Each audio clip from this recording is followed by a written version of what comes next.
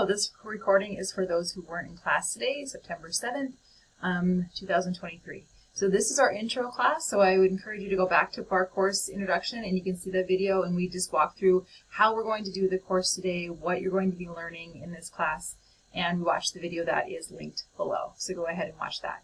So two things that I brought up today in class that I want you to make sure you remember is that there are two things that we have to remember as educators. That's kind of like the basic rules. If you forget everything I've said in the next 2 years of me being your teacher for education classes, the thing you have to remember is you need to build relationships with your students. Point blank. Like the video is going to say below, is that people don't learn from people they don't like. It doesn't work that way. The second one is that you are responsible for their learning.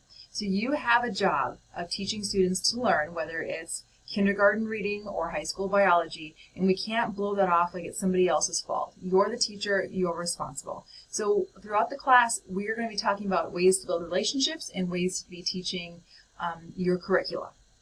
So if you have any questions about that at all, please let me know. Please jump in and we can see what happens.